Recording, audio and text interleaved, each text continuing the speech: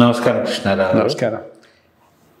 IVR talks ద్వారా మీరు యూట్యూబ్లో వీక్షించే వాళ్ళందరికీ చాలా మంచి విషయాలు, లేటెస్ట్ అప్డేటెడ్ విషయాలు మంచి వివరణతో చెప్తున్నారని చెప్పి చాలా మటుకు సందేశాలు వస్తున్నాయి.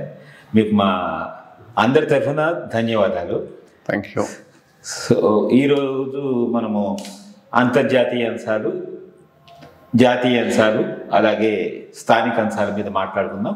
ముఖ్యంగా అంతర్జాతీయ అంశాల్లో ఇప్పుడు పాకిస్తాన్లో మనం ఇదివరకు అనుకున్నట్టు ఎన్నికలు జరిగాయి. ఏ పార్టీకి మెజారిటీ అనేది రాలేదు. ఇన్ఫ్యాక్ట్ ఇమ్రాన్ ఖాన్ పార్టీని బ్యాన్ చేసిన ఇండిపెండెంట్స్గా ఉండి వాళ్ళు 100కు పైగా సీట్లు వాళ్ళు సాధించడం జరిగింది. నవాజ్ షరీఫ్ తర్వాత భుట్టో వీళ్ళందరూ వచ్చి ప్రాపర్ అలయన్స్ అనేది ఇంతవరకు జరగలేదు. అంటే మిలిటరీ స్పాన్సర్డ్ సపోర్ట్ దాని మీద మరి నవాజ్ షరీఫ్ వచ్చారు. మళ్ళీ అక్కడ 3 ఏళ్ళు ఒకళ్ళు, 2 ఏళ్ళు ఒకళ్ళు ఉంటారు. ఈ అమెరికా అనేది అంటే సర్దుబాటు అనేది ఎంతవరకు జరుగుతుంది, ఇది పాకిస్తాన్ అభివృద్ధికి దోహదపడుతుందా? అట్లాగే మరి ఒకవేళ నవాజ్ షరీఫ్ గవర్నమెంట్ వస్తే ఇదివరకులో మనకు అనుకున్నట్టు భారతదేశానికి ఏ విధమైనటువంటి సానుకూలత వస్తుందా, లేకపోతే మళ్ళీ మనకి ఏమైనా డిఫరెన్స్ ఆఫ్ ఒపీనియన్ వస్తుందో దాని మీద మీ యొక్క ఒకటి ఈ మధ్య తమాషా కామెంటు ఫేస్బుక్లోనూ దేంట్లోనూ చూచాను. పాకిస్తానీ సైన్యం గెలిచిన యుద్ధం లేదు, గెలవని ఎన్నిక లేదు. ఎవరు పెట్టారు కానీ తమాషగా ఉంది. కరెక్ట్ కూడా. వాళ్ళు ఏ యుద్ధాల్లో ఎక్కడ గెలవలేదు, కానీ ఎన్నికలన్నింటిలోనూ గెలిచారు. ఎప్పుడు ఎన్నిక జరిగినా కానీ ప్రాక్సీగా వీళ్ళు ఎవరు అనుకుంటే వాళ్ళే దేశాన్ని పాలిస్తూ ఉన్నారు. ఇంకొచ్చిన జోక్ కూడా ఉంది. ఇది అప్పట్లో ఇలస్ట్రేటెడ్ వీక్లీ అని ఒకటి వచ్చేది.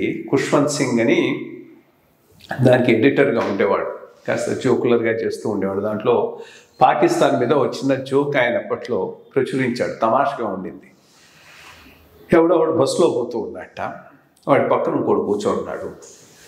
సో వాడిని ముందు, అయ్యా నువ్వేమైనా ఆర్మీలో ఉన్నావా అని అడిగాట.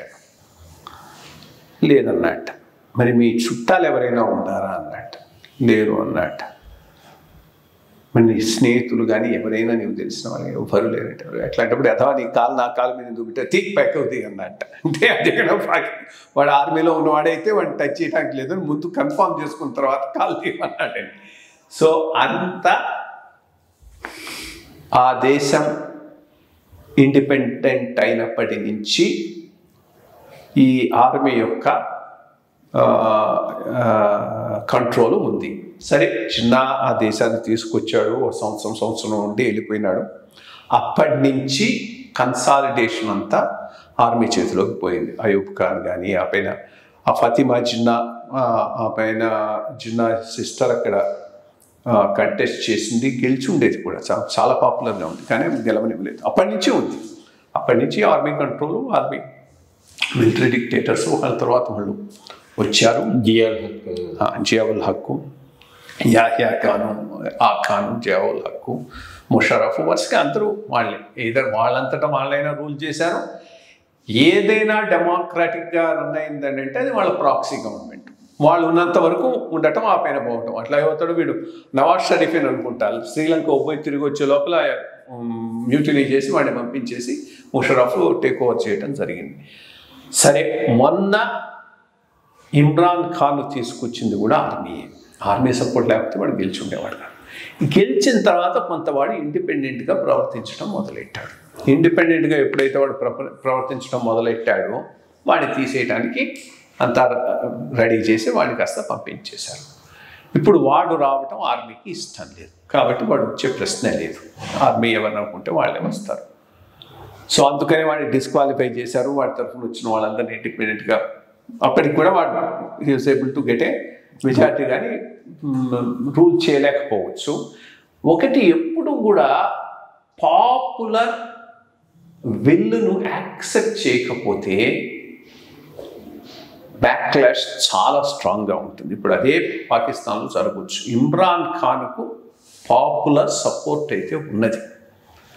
అతన్ని రానివ్వటమే కరెక్ట్ విధానం.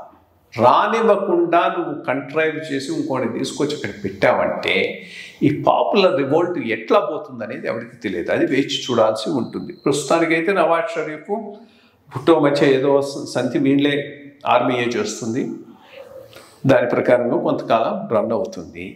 ఎన్నాళ్ళు రన్ అవుతుంది? రన్ అవనిస్తారా, లేక మళ్ళా వీటిని చేసి ఆర్మీయే డైరెక్ట్గా టేక్ ఓవర్ చేస్తుందా? ఇక్కడ ఫంక్షనింగ్ సరిగ్గా లేదని ఏదైనా అది అన్స్టేబుల్గానే కంటిన్యూ అయ్యేటటువంటి అవకాశాలు చాలా చాలా జాస్తిగా ఒప్పిస్తూ ఉన్నాయి. రెండోది అమెరికా ఇంట్రెస్ట్ ఏముంది?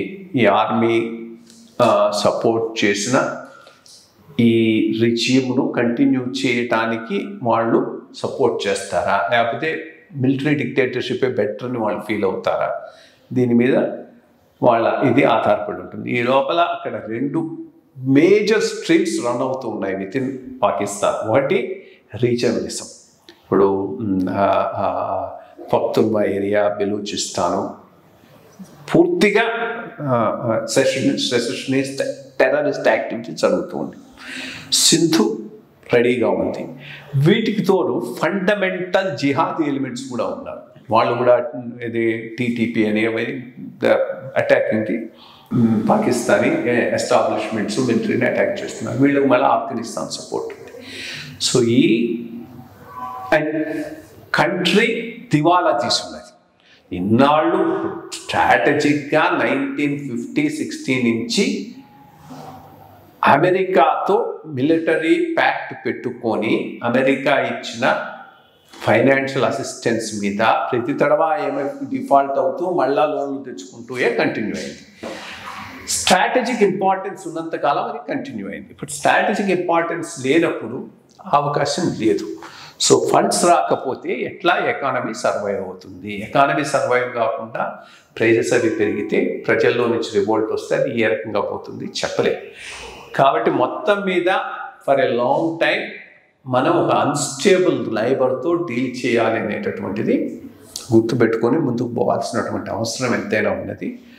వాచ్ చేయాలి. బట్ ఎటు తిరిగి ఏ రకంలో పోయినా కానీ అక్కడ కండిషన్స్ అయితే ఫేవరబుల్గా లేవు. ఒకటి గుడ్ థింగ్ ఏంటంటే పాకిస్తాన్ వీకన్ అయితే ఇండియాలో జిహాదీ ఎలిమెంట్స్కు సపోర్ట్ చేసేటటువంటి విధానం తగ్గొచ్చు. అది కూడా ఓన్లీ అసంప్షన్.